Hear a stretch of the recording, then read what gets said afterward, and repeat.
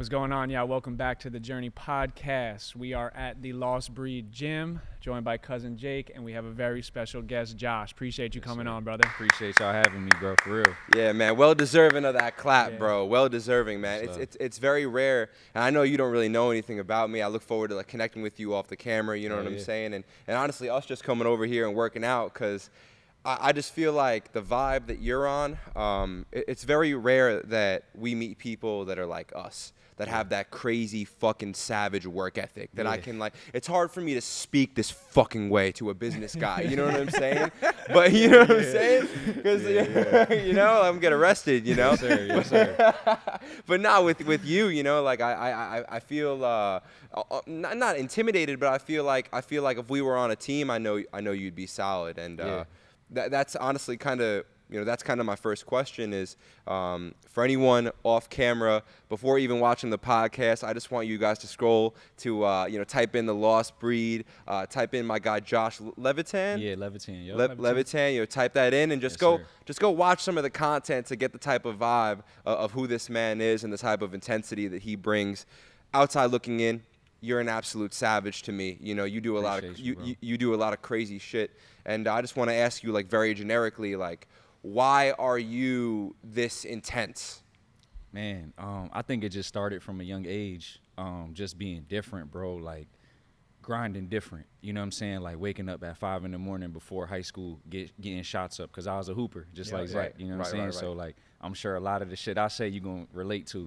But, yeah, waking up before school, bro, this was before we had social media. So this was before Instagram, before Snapchat. And I feel like doing that for the love just meant so much. And like now when I look back on it, I'm like, bro, there's so many kids now and there's so many people that do this for the recognition. They do it for the glory of it. Oh, this person's always working hard. That's why they do it, for the perception of somebody else. Me, I was just out there just grinding for myself because I love the game. I wasn't telling nobody. I wasn't boasting about it on Instagram or Snapchat. Like, yo, look at me, man. It's 5 a.m. Like, look where I'm at. Y'all sleep. Nah. I'm quiet. I'm just grinding, bubble quiet, right? Just building my craft every single day. So I think, I don't know, bro, just the ambition, that shit just runs in my veins. Yeah. Like, I don't know if it was something that, my parents kind of taught me at a young age, but playing basketball, I always had a chip on my shoulder, no matter what. Just being like, white boy, 6 feet tall, you know what I'm saying? Not the most athletic. You know what I mean? Like, people always judging me from the outside looking in. They don't know me for real. Right. But they got something to, feel about the way I look or the way I talk, the way I carry myself. And I always just had a chip. I'm like, bro, I got to prove people wrong. Yeah. You know what I'm saying? Like, I'm about to put in this work, bro, because I believe, through hard work, you can accomplish anything. Yeah. You know what I'm saying? Yeah, I resonate with everything you just said right there. How many times do I tell you about that? Because he played basketball. Exact same story, like kind of being the white boy. Yes, I don't want to go too crazy into that. No. But it was just like it's more of the fact of like always having to prove yourself. I think like what you spoke about, that instilled this in you to carry on, like, into the gym, into everything else you do. Sure. It's like a character trait that you build up over time, and it makes you kind of who you are. It's just like earning respect. That's all it is. It don't got nothing to do with color. It's just we bring that up because of how basketball is. Growing up, we go to the parks and everything, bro. Like, we in the hood or whatever the case may be, so we're out of our comfort zone. Right. You know what I'm saying? And we playing against everybody, but it's always love. Yeah. And I could speak probably for myself, but you too. You love that shit, right? Yeah. You know what I'm saying? Like, it just, bro, it's always love. And earning the respect of someone else, like, especially in that environment, means everything. Like, you can leave and go home and be like, yo, I feel good, bro. I feel accomplished. Let's get it. You know what I'm saying? So fuck the color of the skin, bro. We all the same at the end of the day. That shit don't mean shit. But it's just, when it comes to basketball, that's just the reality of it sometimes. Especially for us. You know? It's just that park environment. Like, it's like a jungle. Like, in New York City, like, we're from New York, you know what I'm saying? Like, exactly. New York City, I played in Dykeman. I played in Rucker. Like, I played in all that. And it's like, bro, it's like dog-eat-dog world. And it's like, if you don't show up, when I was down south, a lot of my teammates, stuff like that, I would tell them, like, yo, like, y'all are good, but I don't think you're ready for the Northeast street environment basketball, because that builds that toughness. So I wanted to get into that with you. Like, I know you said, like, it could have been something that, like, was there a defining moment for you where you realized that, like, this is what I want to do. Like, this is who I want to be as a person. Was there something that you could go back to your childhood and like remember something like specific that like changed you as a person?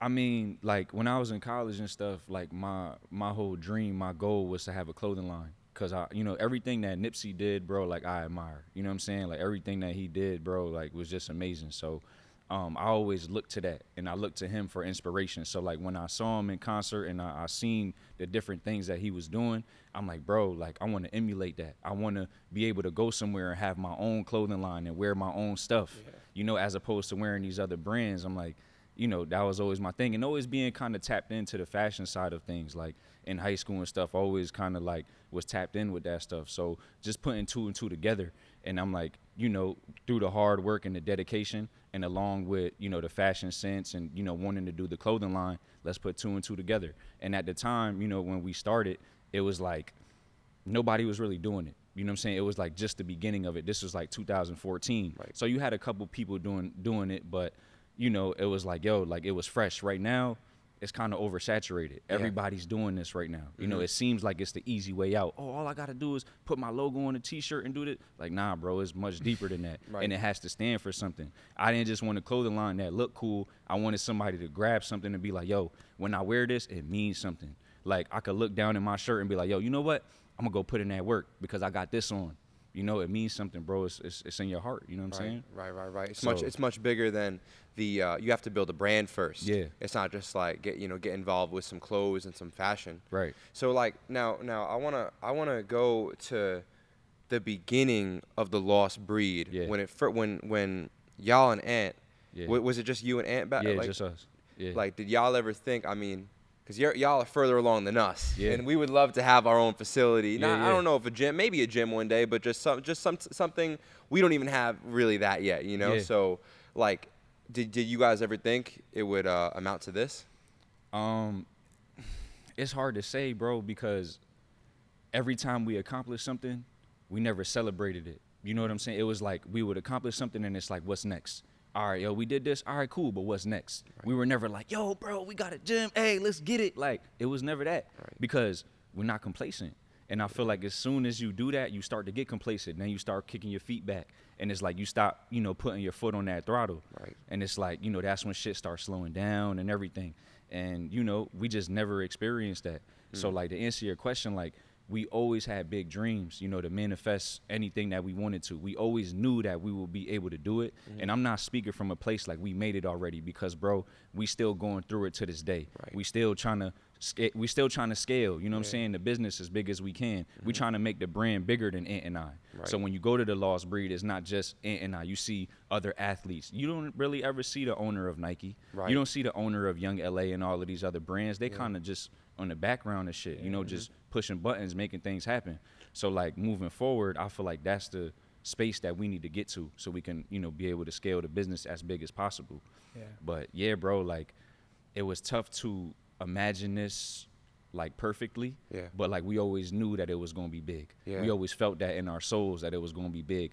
And like, again, speaking to that chip on the shoulder, it was like we always had that shit. Coming from a small town, bro. We from West Hartford, Connecticut, bro. That shit is little. Right. Nobody from West Hartford is doing what we're doing. Nobody has even thought about doing this shit.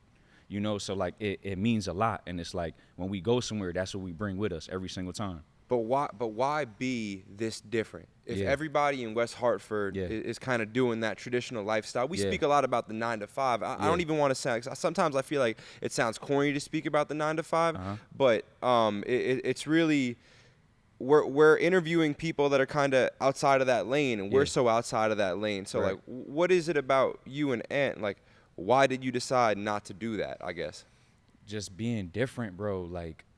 I never want, bro. I've experienced the 9 to 5. Yeah. I've worked in the cubicle, like I'm saying. I had multiple internships at insurance companies. I worked in a school, and I kid you not, when I was working in a school, and working in a school is not bad. You know, you work with kids. It's you get fulfillment from that to a certain extent, but it still wasn't enough for me. I would get the summers off. You know what I'm saying? So it wasn't nothing crazy, but you know, just grind. I was still doing that while having this brand. Right. So mind you, I would go to sleep 12, 1 in the morning because we be working out all night, making our videos, editing the videos, and then I'm up at 5, 6 in the morning to get ready for work. I'll sit at the edge of the bed and be like, bro, there's got to be more. Like this is not my purpose. My purpose isn't to be in this school working with these kids. My purpose is to motivate and inspire, bro, and to show people that through hard work you can do anything. You can accomplish whatever you want, but you got to put that work in. And that's kind of where the lost breed derived from, because it was like we didn't want to do anything that everybody was doing in our town. Yeah. You know what I'm saying? In our city, whatever, bro. We were like, yo, they doing that. Man, we about to be on this. Right. And watch how it happens. Watch how it manifests. Watch the days and the nights that we put in, the blood, sweat, and tears that we put in. Watch it manifest and bring something big to fruition. Right. You know, so to answer your question, bro, we never wanted to be on that type of time. Yeah. The lost breed is different. It's built different. Right. It's a different type of species, and that's what we, you know, that's what we embody. Yeah. What do you think is wrong with today's society of so many people putting in like minimum amount of effort and like expecting maximum results? Yeah. Like I just feel like today everything is like people just want to do just enough, the bare minimum. And you guys are the exact opposite of that. You see the way you guys work out, like to the last fucking rep. You're like squeezing through the, you know, skin of your teeth to get the like last bicep curl up. And it's like you guys obviously what you've done in the gym, you instill that in everything you do. So like, what do you think's wrong with society, and then what's built that mindset in you where it's like, yo, I'm gonna push this thing to the maximum that it can go? I think society just they see things and they don't know what it takes, right? Because like when we look on Instagram, it's everyone's highlight reel. It's what everyone is just wanting everyone to see, right? So, you know, it may look easy to somebody when they look at our page, like, oh, bro, all you got to do is buy some blank T-shirts, get a logo, work out, yell at each other, and we good. Yeah. Like, nah, bro. You know what I'm saying? We got a financial advisor. We got an accountant, bro. Like, we file taxes. Like, this ain't no, bro, we really run 2 businesses. Like, we not just people that's the face of a brand. There's a lot of influencers and stuff. They're signed to these companies, and all they got to do is represent a brand. The company comes up with everything that they want to do. They come up with all the merch. They don't have to be on the design process. They don't got to be on the fulfillment process, packaging orders, on the customer service, none of that. All they do is, hey, yo, 10% off here, boom, you got this, you got that. Nah, bro, like we do everything. Everything, bro. We really entrepreneurs for real. It's not just we're the faces of a brand and we could just sit back and chill. Like we're creating our own content. We're recording our own videos. We're editing it. We're posting it. Everything you can imagine, bro.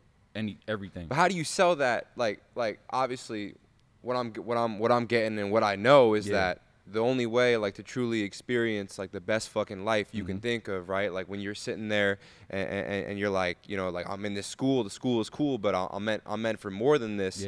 The only way to get there really is to have the fucking full-time job, right after the job, right to the gym, down to the last rep. Now you're going home, staying up late, editing videos, waking up early. Like you really have to, and not only do you have to do that every day, but you have to do that every day over, how long have you been doing this? Since 2014, we approaching 10 years. So you're approaching 10. So how do you sell that to someone? You know? Yo, that's a tough question. Because, bro, that shit, you know what they say? Take 10,000 hours to master a craft. I think we passed that right now. So, bro, you got to be willing to put in the groundwork. You can't be, yo, I want to make it to the NBA and not putting any work, not getting any shots up. Not being in your off time, doing whatever you got to do, working on your weaknesses. You have to, bro. You got to be prepared for this journey. So do you think some people just aren't destined for greatness? Like, do you think that only a certain type of person can be a member of, like, let's say, the lost breed? I just think that I don't want to single anybody out. I think anybody can accomplish anything. It's just a matter of their mindset and their perspective on everything. But yeah, I feel like you got to have a little dog in you. No question. But I think like people can. I think you can learn that. You know what I'm saying? I think you can watch somebody, be inspired by somebody, and just something clicks. Because think about it, bro. Like, there's people who do drugs, drug addicts and shit, right? And, you know, they may go to rehab a couple of times and fail and relapse, whatever. But then, like, all of a sudden, something just clicks for them. Whether it's God, whether it's somebody, you know, tells them a message, or you never know. And then they're just done. And, you know what I'm saying? Just like that. So I feel like it can be established some way, somehow. You know, I feel like, nah, bro, you're not cut out for this. Like, you can get there. You just got to want to. That's all. Why the gym?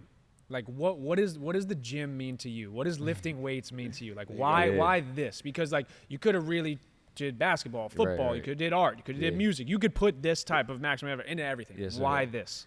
Man, I mean, you know, playing basketball, like I was telling y'all off camera, I had a tumor in my hip, so it caused me to miss the whole season. And like you were saying, bro, when you didn't have football, you kind of lost yourself. You didn't know what to do. You didn't know who you were. Right. Like it was who you embodied, bro. Yeah. So like I felt the same way. I was like, bro, what do I do? Like I'm on crutches. I missed the whole season, bro. I was on crutches for 6 months. And during that time, I just needed something to turn to. So I'm like, bro, I got to do something. My roommates and stuff, they were into working out in college. So I was like, yeah, bro, I'm about to get it. And plus my dad been working out for 30 years. Like he told me he gonna die in the gym. Like he's crazy for real. But that's another story. But and my grandfather too, he still works out to this day. He's like 80 something. Right. So I feel like down the line, it was like in my blood some way, somehow. You know what I'm saying? Right. But yeah, make a long story short, I just started working out on crutches. I needed something, bro. I was doing all upper body stuff. My friends, they would go to the gym with me. They would pass me the weights, put them back for me. Yeah. And just grinding, bro. People used to look at me like I was crazy. Like, bro, what are you doing in here? You on crutches? Like, what's good? Right. I'm like, bro, I'm trying to get it. Yeah. You know, so through the day-to-day process through that, bro, like just through the grind, like I just fell in love with it because it's different than basketball. You're just focused on yourself. You don't got to worry about the team. You don't got to worry about the coach. You just a battle between you versus you every single day. So like I'm like, damn, this is kind of fire. You get to put your music on and just zone out, you know. So like it's kind of similar. Like I'm sure like all hoopers and stuff, they can relate. When you go to the gym, bro, you got your music in, you're doing your drills, you're shooting around, you're zoned in. Yeah, it's kind of similar to that. Yeah, you just don't think about anything. It's your escape from reality for a quick second. Yeah, you're in your own world. Yeah, especially when you start seeing results. You know, it's like, oh shit, like I'm getting a little bigger. All right, cool. Like it's really working. Yeah. Mm-hmm. Now why do you think some guys choose not to go to the gym? I think it just takes a lot of discipline, and some people just don't have that. Yeah. You know, it's a lifestyle change. You can't just go to the gym and then be doing bullshit on the way out. Right. You know what I'm saying? Like you can't go and then eat McDonald's, be, you know, smoking and partying and doing all of this stuff. It's a lifestyle change. Yeah. And I don't think some people, they're not ready to do that just yet. Right. Maybe they haven't hit the point in their life where it's like, bro, I need to make a change. I need to stop wasting my time. Idle time is the devil. You know what I'm saying? So, you know, I think that's just what it is. Yeah. They're just not ready for that commitment yet. Yeah, I never understood that. You know, I never like, cause the gym, cause I'm the same way that you are, bro. Like we kind of fuck around sometimes. Like when we're not working on the podcast, like what are your hobbies? Like the gym, you know, like what do you got? Like what should we do? Like sometimes I'll spend 4 hours at the gym. Sometimes I won't even really be working out. Like sometimes I'll get my workout in and I'll kind of just be chilling at the gym because I'm just like, I don't know. I feel so at home here, and I feel like it's translated to so much other areas of my life. You know, feel like that discipline, that hard work, the work ethic, and then just pushing yourself. You know, like overcoming adversity. You know, like sometimes people make fun of me. This is why I really fucking relate to the Lost Breed and you, bro. Because sometimes, like, I've had a lot of people make fun of me because I'm the type of guy on Christmas, I'll go run 18 miles. And I don't even run. But I'll like just get up off the couch and just go run 18 miles. You know what I'm saying? Yes, sir. Or like today, like I was in the gym and I was doing incline dumbbell press, and the heaviest I've gone in like quite some time has been like 70 pounds. And today I picked up the hundreds and took them for 6. You know what I'm saying? Good shit, bro. But to do it, you know what I'm saying? But to do it, I had to like. Had to dig deep. Like put the fucking. I'm putting on Asking Alexandria. You know what I'm saying? I'm in there like this. You know, like. Yes, sir. So what I'm saying is that like people make fun of me a lot of times because I'm being that way, and my response usually is like, bro, you know how fucking intense you have to be to win? Yeah. You know how fucking intense you have to be like to follow your dreams? Right. You know what I'm saying? You gotta be a little bit crazy. Yeah. Just a little bit. Everybody. You have to be, and I feel like that's a problem, you know, today in society is like people see people that are like super intense and super passionate and super like motivated, and we should be getting behind those people, but more often than not, people are just trying to tear those people down. Yeah, you know. For sure. Nah, I could agree to that. Have you dealt with like any type of hate, you know, with like your brand and stuff like that? What? Yeah. Bro, are you serious? I've dealt with hate from people that we know. Yeah. People from my own town. People that will come up to me, shake my hand, say, yo, I like what y'all doing. I see y'all got the gym. And when I walk away, it's, yo, fuck him. Like, you know, my people I used to be friends with, you know, talking behind my back, whatever the case may be. But it comes with it. Yeah. You know, it comes with it, bro. And we just learn. We just learn through this whole process. And it's like, you can't take anything personal. Right. That was like the first book I ever read was The Four Agreements. Right. And that was literally the first thing, bro. I'm like, damn. You know, and like, I feel like every year I should just reread it because I still do it to this day. Like I was telling y'all off camera, I'm like, bro, sometimes I'll go through the comments and they always coming at me some way, somehow. Yeah. Why the fuck he got gloves on? Oh, he a clown. Why does he talk like that? And I'm just like, it hits me at first. My mom is like, I don't even read the comments because she don't even want to see what they talking about, you know? Yeah. But, bro, it's like, I'll just look at it. It may affect me for a couple seconds, maybe a couple minutes. Like, yo, man, you know, and I'll get angry or whatever the case may be, and I just let it go. And I'm like, bro, like, it's not about them. You know what I'm saying? Like, it's not about me. It's about them. Whatever they have going on is the internal issues that they have to deal with. Yeah. It's not about me. They may feel away. They may be having an off day, a bad day, but it doesn't have anything to do with me. Yeah. They just see me and just try and take their shit out on me, you know?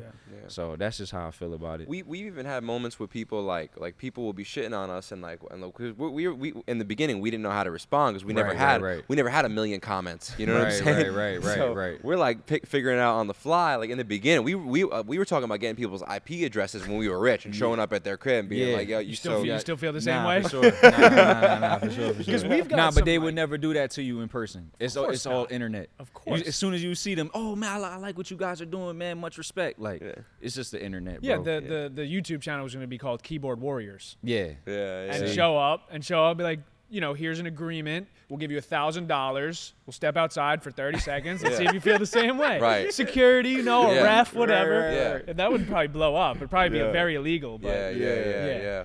I want to ask you, like, what has the gym taught you? Yeah. Like, what has the weights taught you? Because I feel like the weights are like one thing that like you can never truly beat. It's the one thing that never changes, you know? Yeah. Like there's certain things you can persuade. You can persuade people. You can Yeah. change certain situations, but like how heavy that weight is and how many reps you need to get out, you can't change that. So like, what has this taught you that you've carried to like your life and like business, relationships, as a son, as a friend? Because I know that like the weight room has changed me, and if I don't work out, I'm like kind of anxious all day, and like this is the place of like you said, like step into that zone.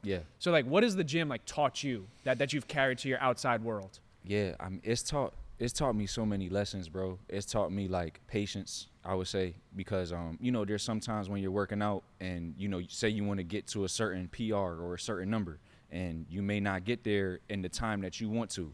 You know, you may wake up one day like, yo, I want to, you know, get my PR today, and you go in there and you get less than you got the last week.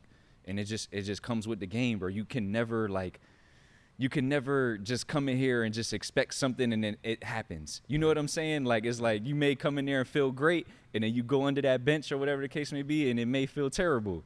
But then the next day, it may feel, you know what I'm saying? And the next thing that you do, it may feel way better. So like, you can, I don't know, bro. It's like, I would say definitely discipline for sure. And I would say work ethic, absolutely. And like you said, bro, just fighting adversity every single day. And man, time management. You know what I'm saying? Like just a lot of different things, bro.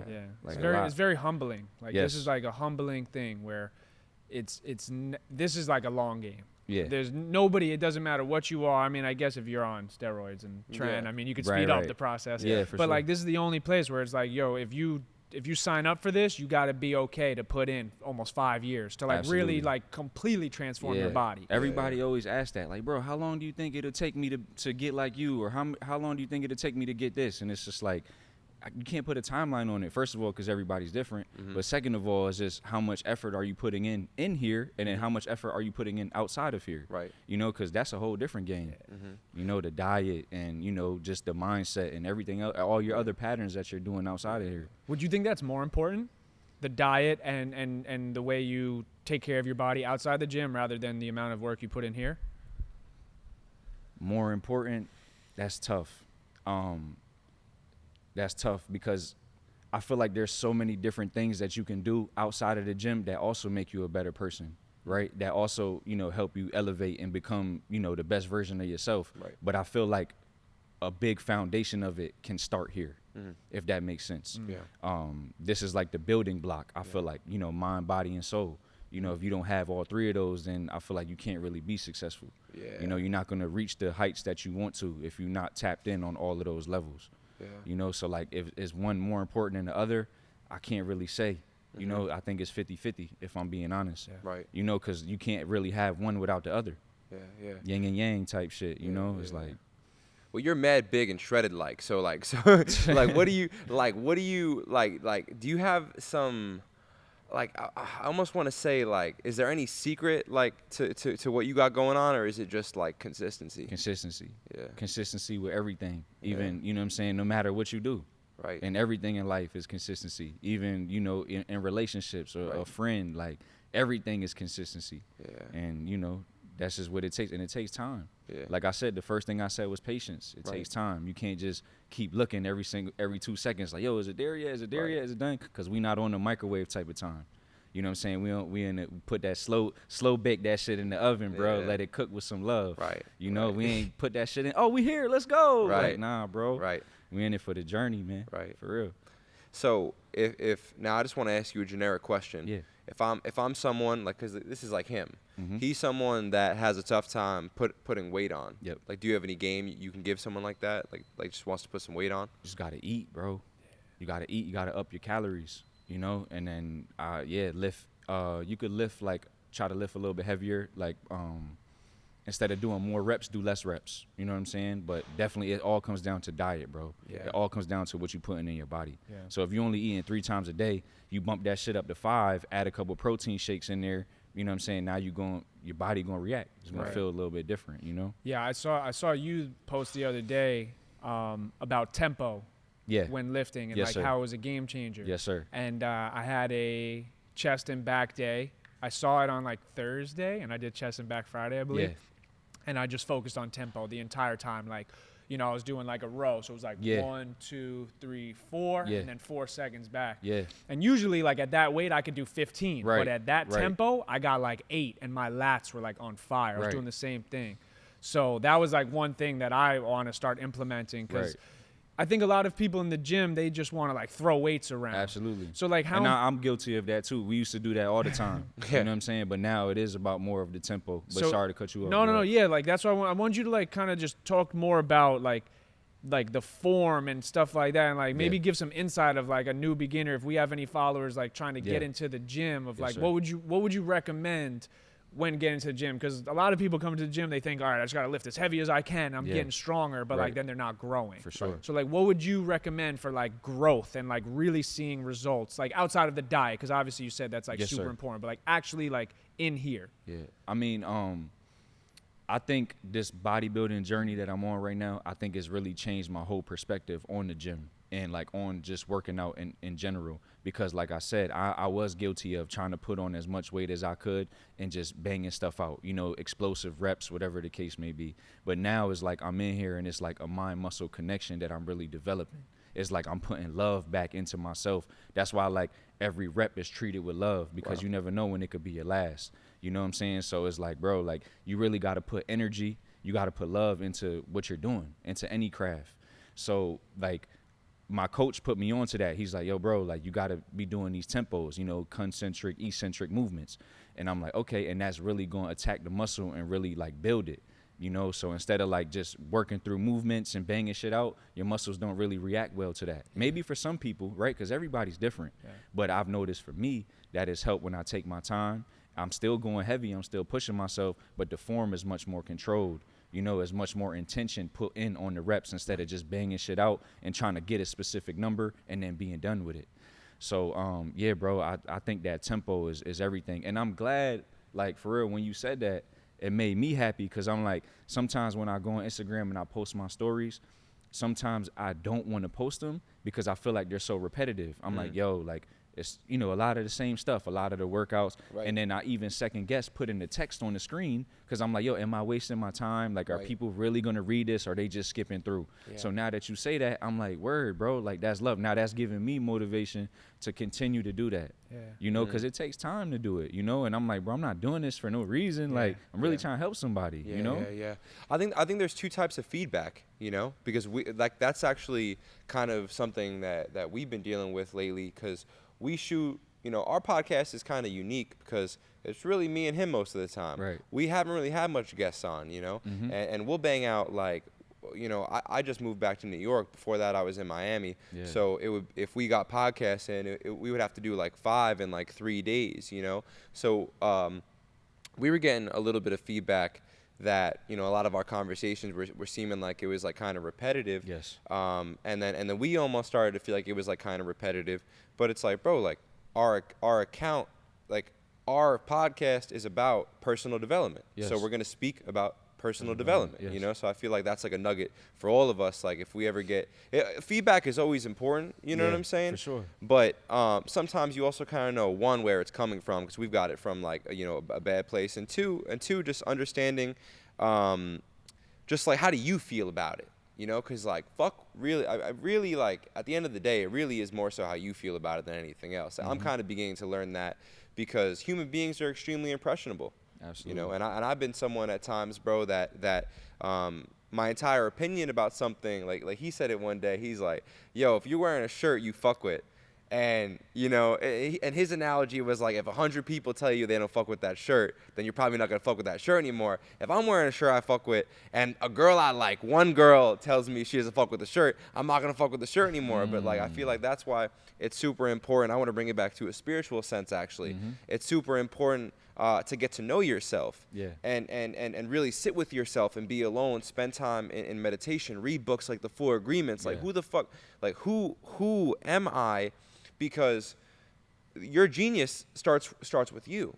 That's where your genius is, you know? At the end of the day, I can't ask him. I can only rely on my friends and the people around me and my phone and the internet so much, because the greatest lessons really come from when you're sitting on the toilet or when you're in the gym working out. You know what I'm saying? They come from a higher place. If you know, I believe in God, and so now, you know, back to this like spiritual side. I know you mentioned the 4 Agreements. Yeah. What about that book did you rock with? I think it's a staple that everybody should read, just because it's like, I feel like those 4 principles, just you can take those so far into life. You can take those and apply them to anything, you know. And then like also like you said, bro, you're into God. Like me too, bro. Like prayer is everything, you know. So I like, before I eat, I pray, you know what I'm saying? Before I drink water, I pray, like, you know what I'm saying? So I feel like being spiritual is super important as well. And like embarking on this bodybuilding journey, like I feel like I've been able to get more connected to God because I'm pouring back into myself more. And the more you pour back into yourself and fill your own cup up, you can give more to everybody else. You can't give somebody, you know what I'm saying, something to drink if your cup is not full. If that shit's half full, you can only give so much. Now my shit's full, now I can give more to everybody, you know? So I really feel like, you know, I'm just really on that type of time. And people ask me all the time, they're like, yo, bro, like, you know, I think this is my 5th day with no carbs, right? I'm just going through the motions, still working out, still doing an hour of cardio every day, still doing all this shit, right? Everybody's like, yo, like, are you cranky? Like, what's going on? And I'm just like, bro, I'm just praying through it. Because, bro, at the end of the day, I'm blessed. I get to eat 6 meals a day, whether there's carbs or not.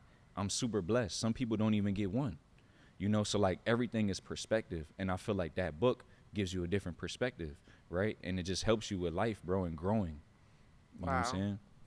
That gratitude is so fucking important, bro. Yeah. And there's so many books, bro. Like right now I'm on audio books because my homie, like we were talking about from Philly, he put me on. He gave me his Audible account. So right now, like when I'm in the car and stuff, instead of listening to music all the time, I'll throw on a book. My drive here is like 20 minutes from home. So I get 20 minutes here, 20 minutes back. And, you know, I get to tap in, bro, and really try to like finish up a couple books and just take away as much as I can. Because I feel like all the information is in the books that we really need to know. Right. Yeah, the one book I'm reading right now is The Monk Who Sold His Ferrari. And like I would really recommend you to get into that. You would love that book. And the sole purpose of it is like your mind, right? Like the thoughts and negative thinking and positive thoughts. So how do you deal with negative thoughts? Because there has to be negative thoughts. You're on social media, you're in the gym, you're dealing with people. What do you do to keep your like mental sane, and how do you deal with like negativity like in your own mind, like where you, when even at times you may doubt yourself? I mean, I would say the first thing is first, you got to put the phone down, right? You, like you said, you got to go to a place and just connect with yourself. You know, maybe whether it's journaling, you know, I go to therapy every 2 weeks. So, you know, I'm able to express myself there. I have very good communication with my girl. You know what I'm saying? Like, she helps me in a tremendous amount, you know, with different perspectives and everything.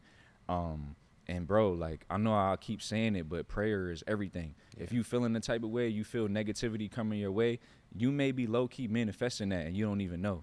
So it's like sometimes you got to check yourself, like, yo, what am I doing, right? What am I eating? What am I listening to? You know what I'm saying? Like, what type of frequencies am I picking up that are causing these things to happen around me? It's like a trickle effect when you throw a rock in the pond. It's like, yo, what's happening, because this shit is building around me. So, you know, I would say, you know, you just got to kind of check yourself and then just pray. Just ask for everything that you need and everything that you want, whatever it is, bro. You got to ask specifically for it. Don't just be like, you know, God, help me, whatever. Nah, like, help me work through these thoughts. Like, help me process why these things are happening and what's going on, and then remove it. You know, allow me to breathe in positivity and exhale all negativity, and then just keep it pushing, keep my mind clear.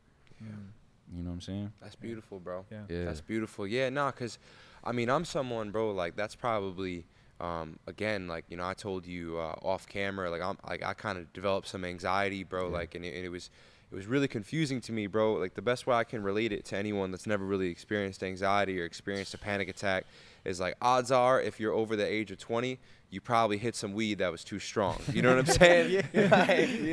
Shit. So that's kind of, you know, so if you hit some weed that's too strong, your heart starts speeding up, your thoughts, you can't control your thoughts, they start going crazy. That's what anxiety is, you know, and that's that started kind of, you know, happening to me all the time. And one of the most annoying things about, because I just deal, like, I'm a student of spirituality the same way I was a student of football, the same way I was a student of working out, you know, and the same way I'm a student of podcasting. Is like, I really understand the mechanics of the mind, almost, I don't want to say almost to a fault, but like sometimes I know, I'm very aware if I'm overthinking now. Like, I can kind of spot it instantly, which is beautiful, because I can make the decision like right then and there. Like, I'm not gonna enter these negative thoughts. Like, I can end it right here. But also sometimes it's like it's double.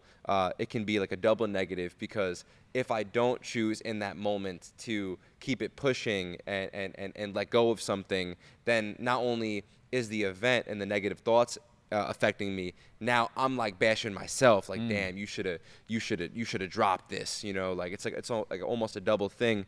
But that's why I think that, you know, I think the gym, I think you relate it like so beautifully, is like the gym is almost like allowing you to get closer with God.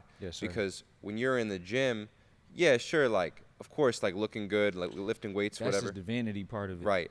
You said when you're lifting, you're literally getting closer to God. Yeah. What do you mean? What do you mean by that?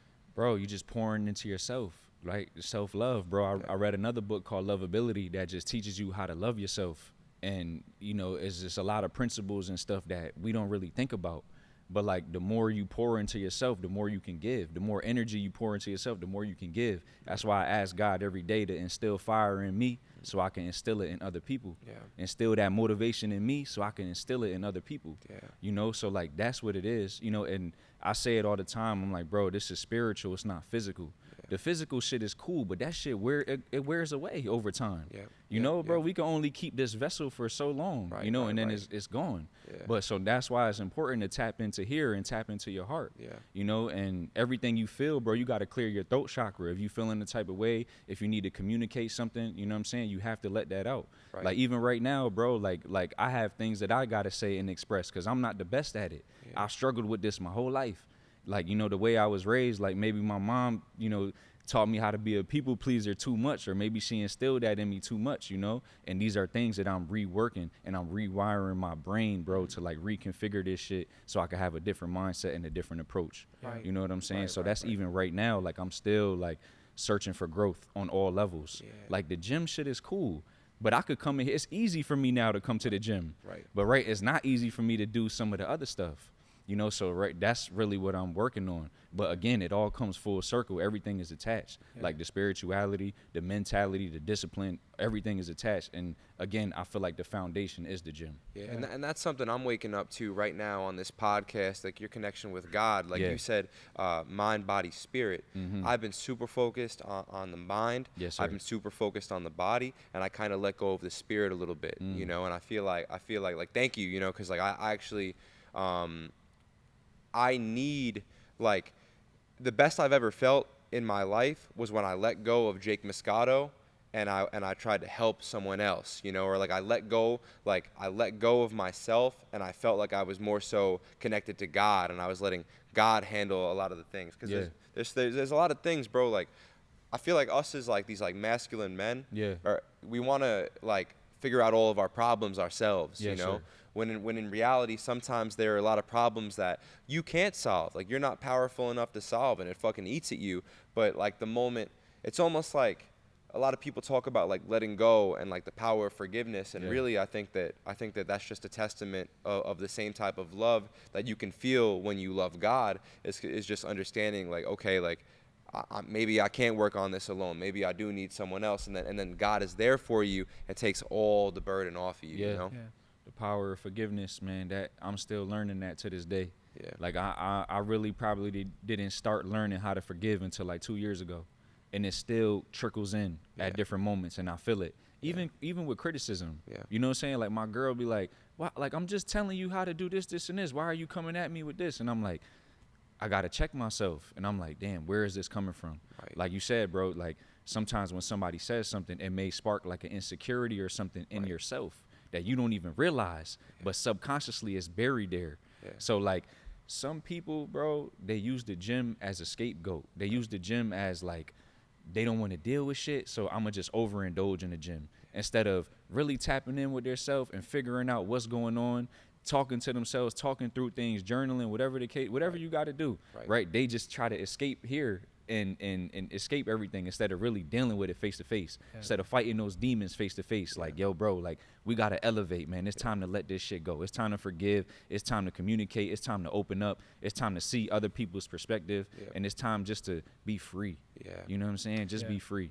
Yeah, I wanted to ask you what you thought about that. Like you said, you speak to a therapist. Yeah, we're doing this right now. Three guys that work out all day. Man, I'm literally thinking in my head the exact same thing. Yeah, you know what I'm saying? Yeah. So, like, why do you think it's been like frowned upon over the years for men to sit down and speak like this and talk to your homies? Like I showed him. I don't know. Do you watch The Pivot?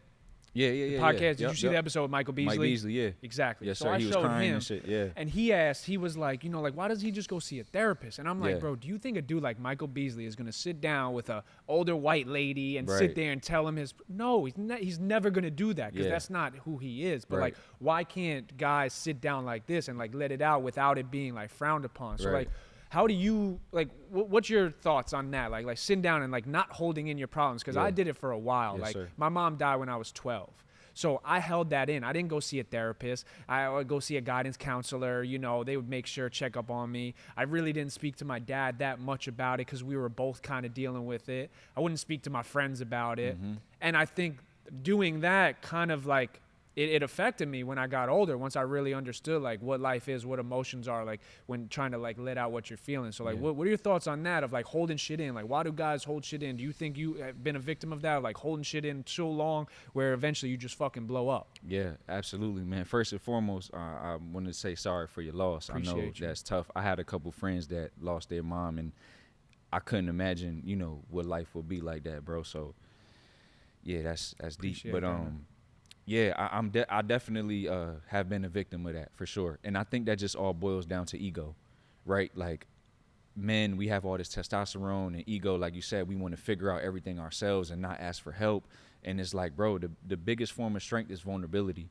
So it's like, bro, let's just open up and be vulnerable with each other. Let's express the way we feel about each other. Like, why are we holding this stuff in? When we go home and we laying in the bed at night, we probably thinking about the same shit, but we just not talking about it. So it's like, bro, let's just open up and just be here for one another, you know? And it's just a fear. It's a fear that somebody's going to judge you. It's a fear that you may not receive what you're looking for from the conversation or whatever. And I think, you know, like I said, judgment is probably a huge thing. They feel like, you know, they're going to be looked at as a bitch or pussy or weak, because that shit happened to me, you know? And that's why, like you said, for a while, I didn't express the way I felt. Bro, when we moved to Cali in like 2016, there was 3 of us, and I would never express myself, right? And I could see how that would look, you know, like I may come across as a yes man or whatever. I was just trying to avoid all conflict because these are my brothers and I love them with all my heart. So like, you know, all of that stuff that I was feeling, I just kept it inside and I never expressed it. And I would try to express it to different people to get their perspectives, but that wasn't right. I should have just went to the source and just expressed myself and just came out, you know what I'm saying, and said how I felt. And this is something that I'm just learning now.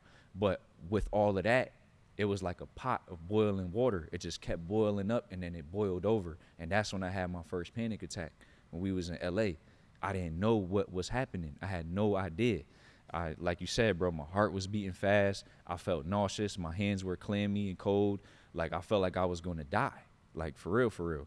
And that day changed my life forever because, bro, every single day after that, I was feeling the same emotions. And I was so scared to feel it again that I was manifesting it myself, right? Because everything, you know, when you fear something, the energy is so powerful. Like if you think about something you're scared of, that you're going to manifest it. Like, I don't want that to happen. I don't want that to happen. And little by little, you get closer and closer to it. So I feel like that's what I was doing to myself. And I didn't even know. I would go out there, bro. I went to a couple walk-in clinics to figure out what was going on. They're like, you're good. You want some Xanax? I'm like, hell nah. I ain't taking no medication, bro. I never smoked a day in my life. Like, I just took my first shot of liquor when I was like 27, bro. I'm 30 now, bro. I don't drink or none of that shit. This was just like a special occasion in Sedona. My girl's like, yo, come on. I'm like, I don't know, something spiritual about Sedona if you ever been. I'm not sure. But I was just like, bro, I just did it. But like, I've never been drunk in my life or anything like that. Because I feel like, you know, this is principles, bro. Like, I don't want to, you know, even get into all of that shit. Because it's going to fuck me up for the next day or whatever. But yeah, bro, like the anxiety stuff, that's how it happened, by not expressing myself. I didn't feel like I had a safe place. You know what I'm saying? Like, and I feel like, you know, sometimes with our friends, they don't give us a safe place, because there is a lot of judgment and there is a lot of things that are going on internally. And we always feel like we got to put on this macho man act, when it's like, bro, just cut the ego. As soon as you let go of the ego, bro, your success is going to skyrocket. You're going to feel so much better. You're going to feel like you could actually be yourself. Wow. You know? Yeah.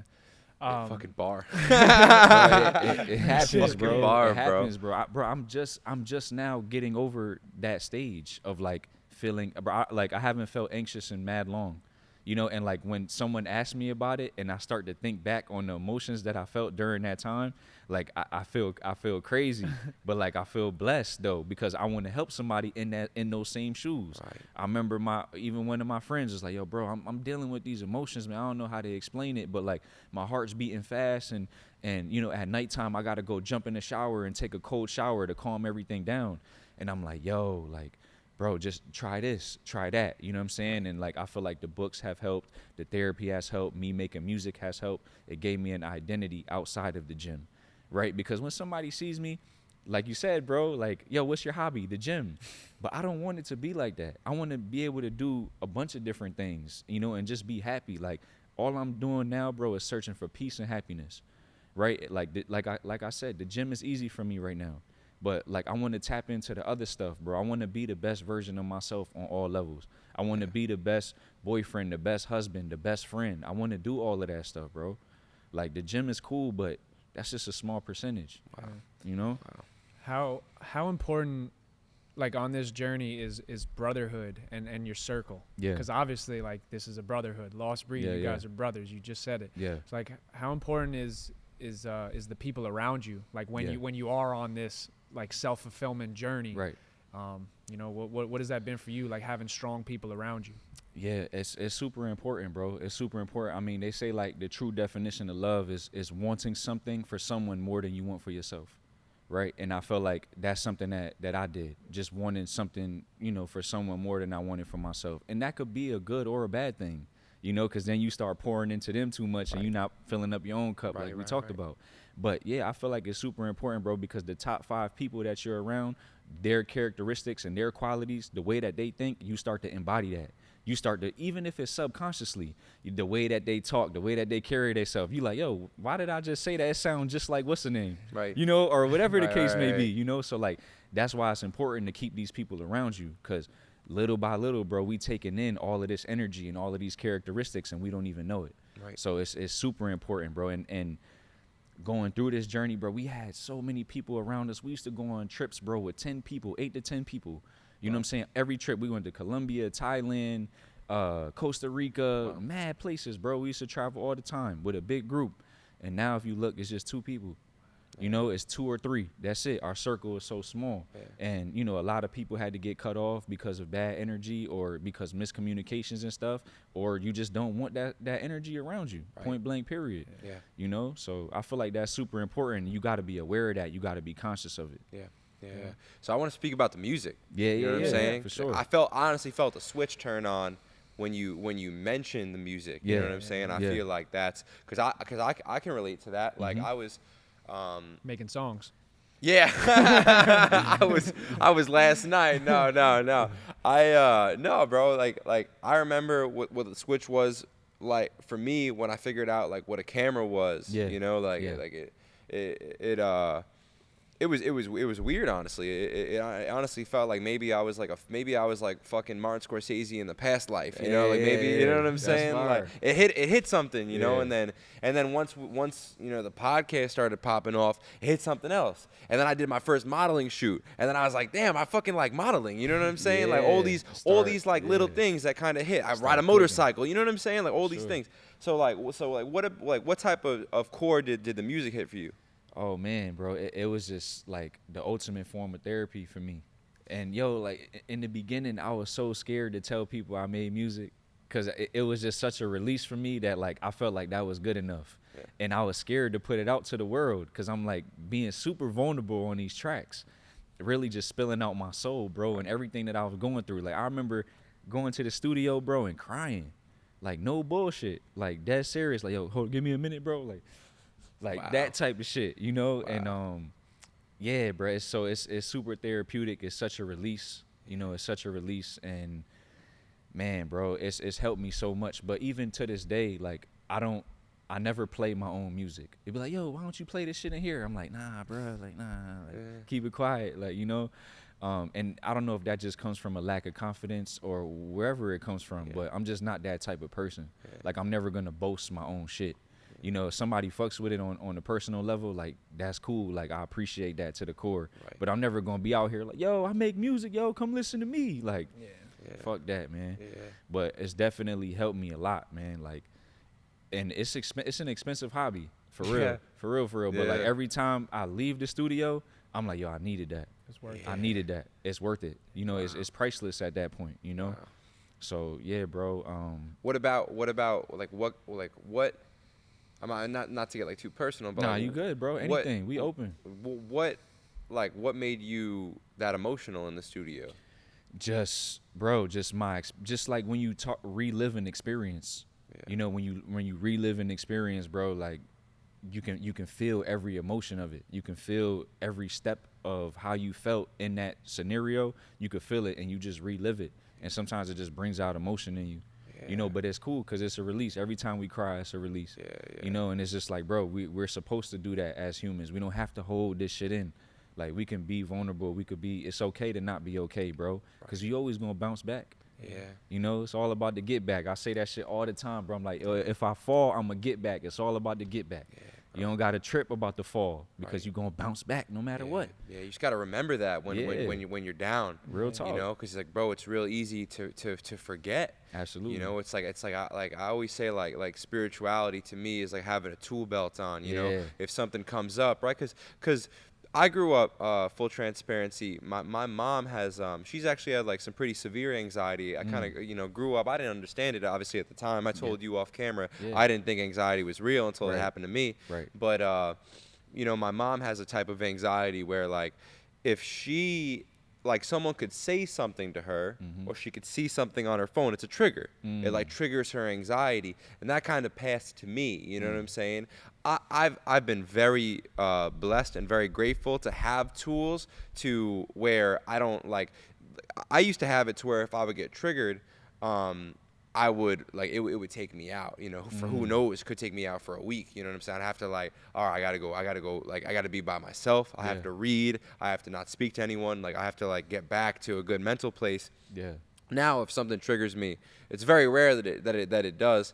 It's been happening a little bit lately because this is very stressful, bro. I'm be honest with you. Sir. You know, like this is full transparency. Our podcast, we're still in the process of making it make money. Yep. You know what I'm saying? Absolutely. But this is what we want to do. Like, you see the setup. You know what I'm saying? Like, and obviously, like, y'all going to Miami tomorrow to shoot more content. So that costs money for the flight to stay where y'all staying and all of that. And y'all just chasing y'all dream for real. Exactly. So, bro. So, and I know that it's blessed by God. Otherwise, we wouldn't be doing it. Like, I'm a huge believer in everything happens for a reason. One of the books that changed my life was The Alchemist. The quote in there, Maktub, it is written. You know, that's what it means. Like, everything is written. Like, no matter what you do in life, like, everything is written. Yeah. I don't know how much, like I kind of believe in that. I also kind of don't believe in it. But when I do believe in it, it really helps me. One of the reasons why. I hear you. You know, because I also believe in free will as well. Yeah. You know, but that's one of those things that like us as humans like almost can't understand. And that's where like give it to God. Anyway,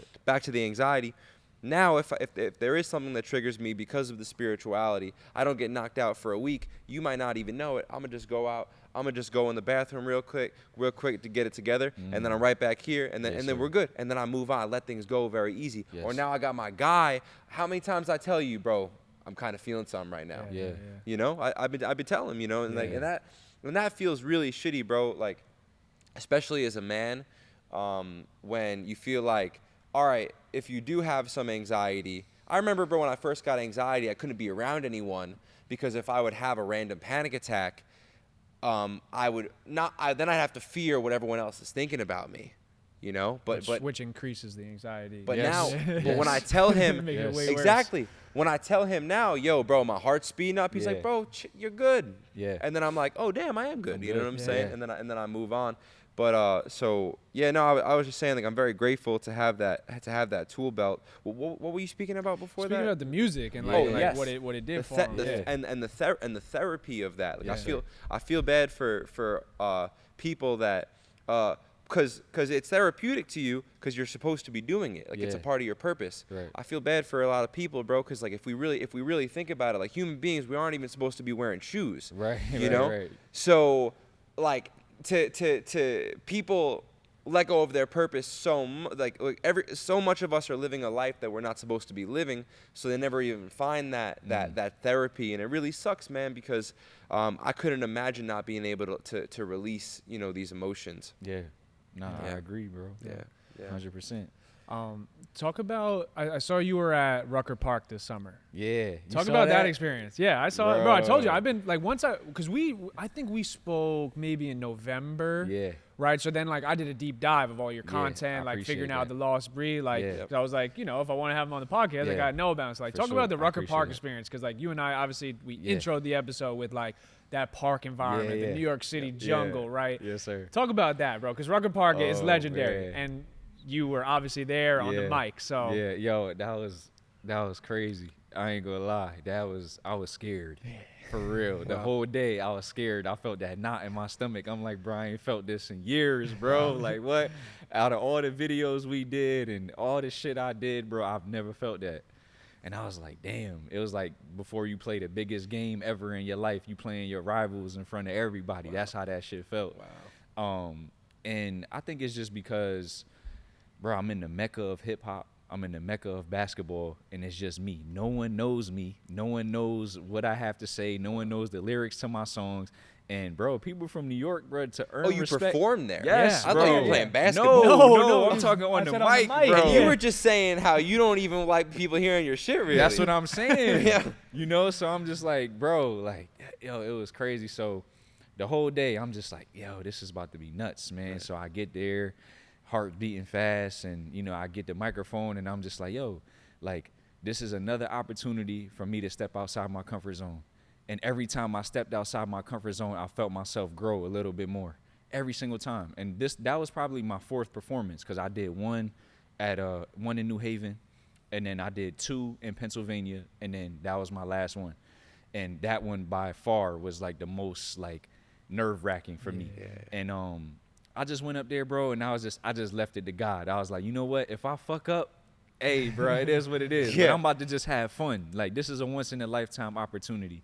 So I went up there and did my thing, bro, and people were rocking with it. People were coming up to me after the little performance and, you know, asking me for my Instagram. And, you know, they're like, yo, bro, like, you saying real shit. Like, I thought you was just going to be on some bullshit. Like, fucked your bitch, and like that type of vibe. I'm like, nah, bro, like, this is real passion. This is real love, real heart, real pain in this, you know? So that, you know, people can feel that. And it was probably one of the most amazing experiences I've had so far, because I felt the growth. You know what I'm saying? Like, when I went to Hawaii, bro, my cousin, he made me swim with sharks. Bro, I was scared as shit, bro. Like, I was like on the boat. My girl's like, you good? I'm like, yeah, I'm straight. Like, I'm good. Like, before I got in the water, I'm like, I told the dude, I'm like, bro, what's the percentage of like shark attacks or whatever? Right. He's like, bro, it's like 1%. I'm like, all right, fuck it. So I got pretty high. Yo, for real. Like, he was like less than 1 or something like that. And I was like, all right, whatever. Yeah. So I got in there, bro, and I was swimming with the sharks, and bro, they were close. Like, I'm talking like from me to you distance, like big sharks, not no little baby sharks, bro. I'm talking the real shit you see on TV. And we not in a cage or nothing. We just floating with them bitches, bro. Like, I'm like, yo, how come it couldn't be the dolphins? You know, swim with the dolphins, bro. That's what I'm saying, yo. So right, so I did that. After I got off the boat, the reason why I'm saying this is because I felt the growth. Right after I finished that, I was like, yo, I feel like the man right now. Like, I could do anything. And that's how I felt after Rucker Park. And that's how I felt after every performance, constantly putting myself in a space where I'm stepping outside of my comfort zone so I could grow. Yeah. And I feel like that's what the music has done for me and a lot of other shit. Yeah, facing your fears is everything. It's everything. Everything. Once you can finally just own up to it and accept it for it is what it is. Yeah. What happens is what happens. Yes, sir. And be okay with the result. Yeah. Like you said, you grow from it, like way farther than you would have if you would have just stayed, you know, in your little bubble, stayed comfort. Yeah. We talk about it all the time, just like being comfortable, being uncomfortable. And that's like what I've lived by my whole life, playing basketball. I was never comfortable out there. You at football, playing at JUCO and in Compton. This dude played in Compton, playing football, you know, played Division I, Missouri State.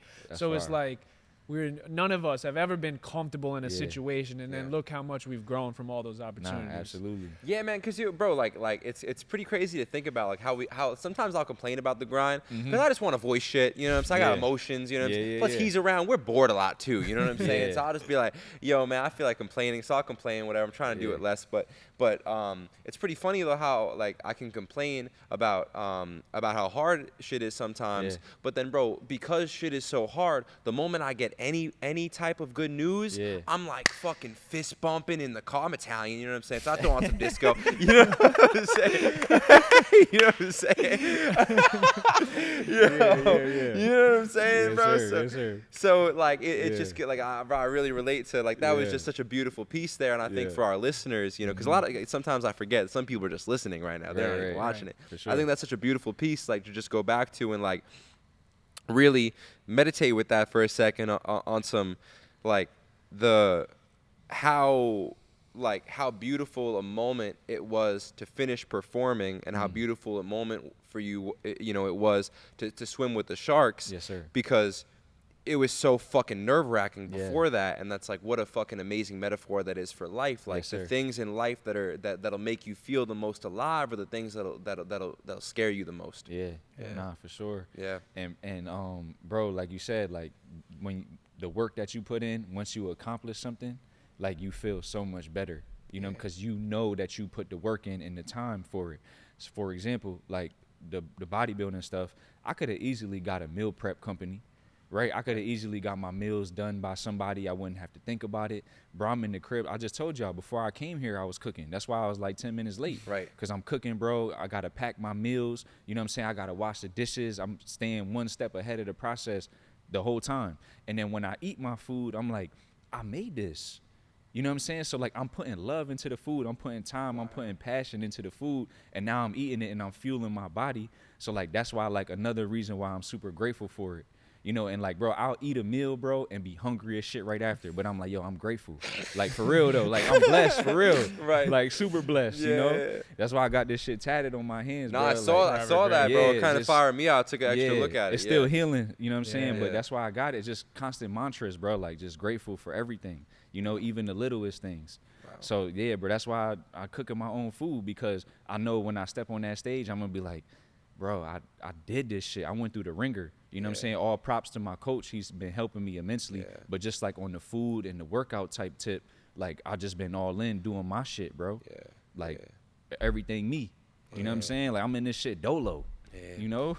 Don Miguel Ruiz, bro. You always did your best. Yeah, exactly. You know what I'm saying? You gotta get it, bro. Real talk. Yeah, I want to finish this. I want you to bring us home. Maybe we could have started with this, but we'll end with it. Like, what is your purpose? Like, why are you on Earth? Why are you here? Why is Josh here? Why is the Lost Breed a thing? Like, what is your purpose? Yeah, man. I mean, the shit right there.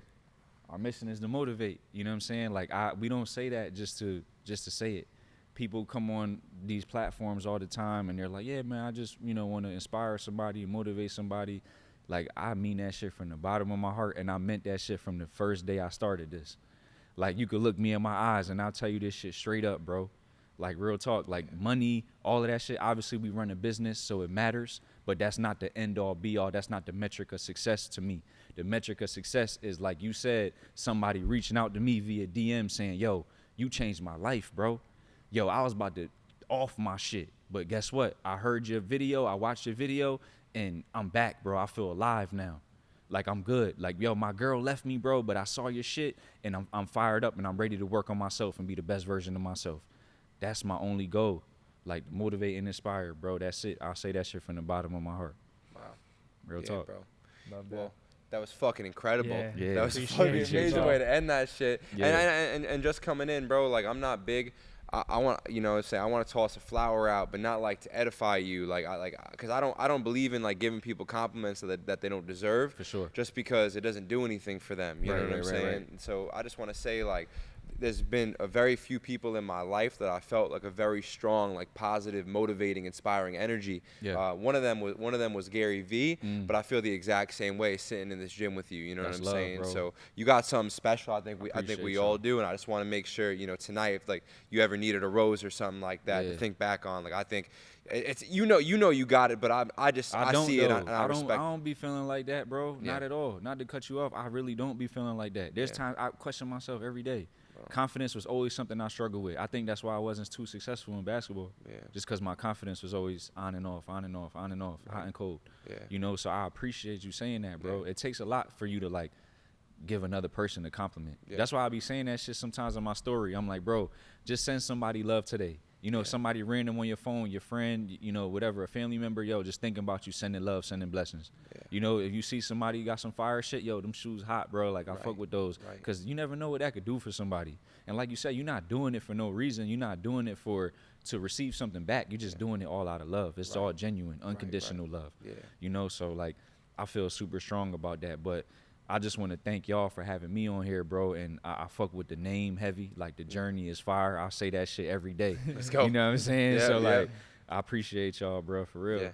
Yeah. And I have a bad habit of, like, like people will be like, yo, I've been following you for a long time, and I may talk to him in the DM, and like sometimes I won't even know that I'm not following that person. Right. So like if that happened, bro, like I don't mean that in any type of way. Like no, not at all. I don't look at myself. Back. Yeah. I know it was recent though. Yeah, I know because you said you was tapped in for a while. Yeah. So like that's why I'm saying that shit. Like I don't mean that by any type of way. Yeah. And all this shit that we talking, bro, like I just want to let everybody know that I'm far from perfect. Like I don't have all the answers. I don't even have a quarter of them. I'm just giving you what's real, what I feel in my heart. My passion is speaking. You know what I'm saying? I'm just a vessel through God, bro, just using him. I'm just a messenger. You know what I'm saying, bro? Just trying to relay his message and just instill positivity and love into people. You know, I make mistakes every day. We here to make mistakes, bro. I'm not trying to be perfect or none of that shit. I get angry. I get mad. I hold shit in, bro. Like, all the shit that we talked about that, like, I give game on, I'm guilty of doing the same things at times. But that's why I speak on it, because it's still holding me accountable at the end of the day. You know? So, like, I just want to let everybody know that shit, bro. We all in this together and we all working. For real. Fire. Cut. Wow, yo, that shit was heat, bro. That shit was real good. That shit was real.